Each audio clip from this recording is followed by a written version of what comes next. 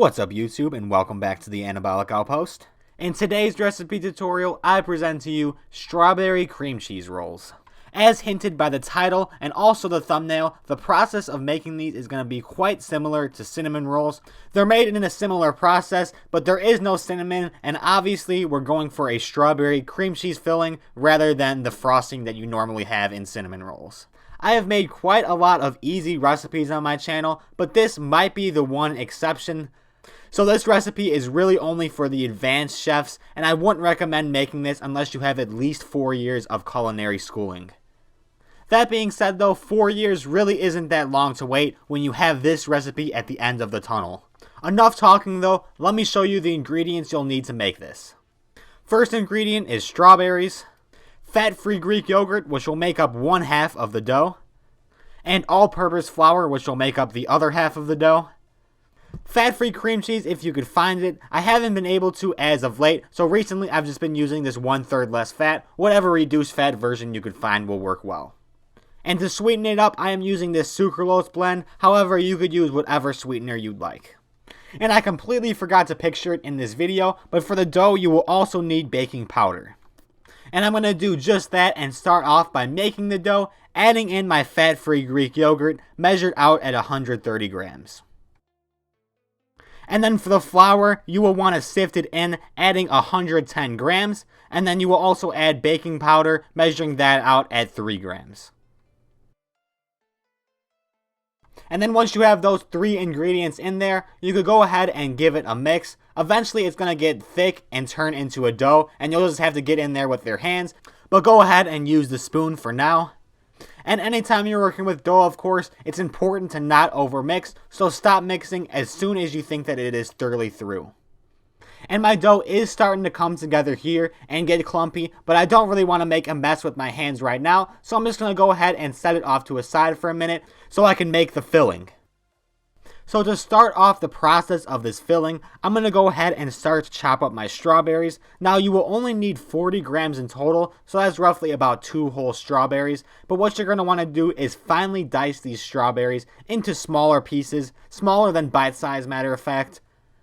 Don't overthink it too much, but it does help break down easier the smaller the pieces are. Once you're finished chopping, you can place those strawberries into a microwave-safe bowl and add 3 grams of your sweetener.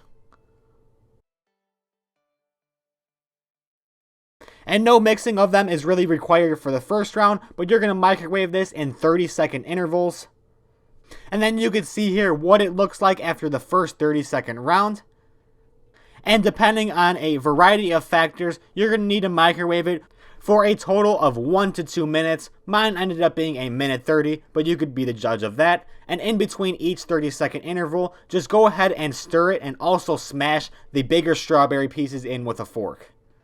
And after 90 seconds of total microwaving, you can see that vibrant red filling on screen now. And into this filling, I'm going to add in the 40 grams of cream cheese. As you know, cream cheese is harder to break up, especially the reduced fat versions, but seeing as it's already extremely hot in that bowl right now, it shouldn't be too hard to mix, and if there's a small amount of clumps, it's really not going to matter when you go and spread it onto your dough. Just get it mixed up as good as you could possibly get it and set it aside. We've made it through all the easy stuff now, and this is where the 4-year culinary school requirement really comes into play when we're making this dough.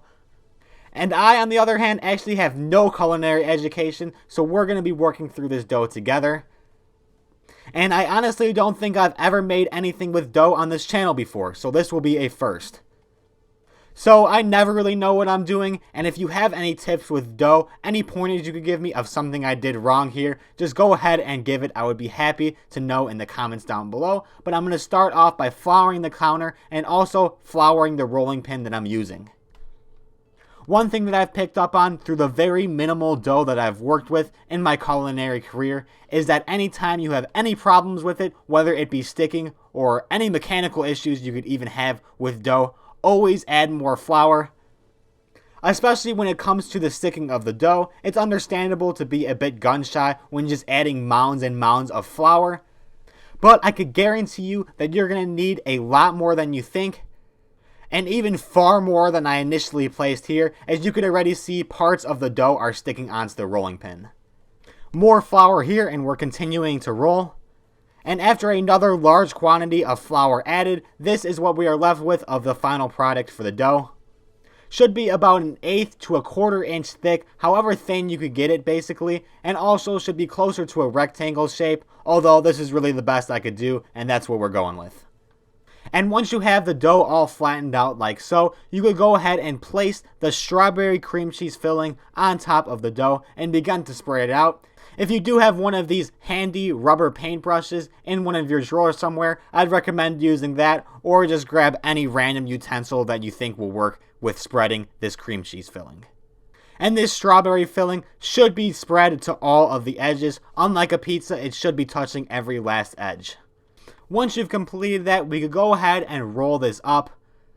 Unfortunately, it's not as easy as it looks, and if you didn't flour correctly, it might be a little bit of a pain to get this off the counter, as it's probably sticking quite a lot towards the bottom. I didn't even catch it on camera either, but there were points where I was starting to get scared at it sticking, and I will say that a spatula peeling it from under is extremely helpful to get it off of the counter without destroying it. I did it though, and I don't even want to risk bringing it closer to the camera to show you because of how fragile it might be. I'm just going to go ahead and cut it from there. It should be good to cut in about 1-inch increments. And you can see the rolls off in the distance there. I'm going to bring them a little bit closer to the camera to get them on the pan here, but make sure that they're just evenly spaced out throughout the pan. That's all you really got to do.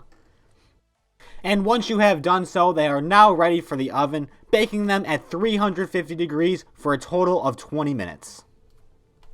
And there you have it. This is what they're looking like once complete.